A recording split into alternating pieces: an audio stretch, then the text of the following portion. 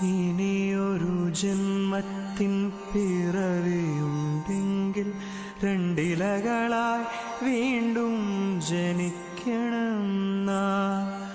ആത്മാവിനാഴങ്ങളിൽ വേരുകൾ താഴ്ത്തി അകലുവാനാകാതെ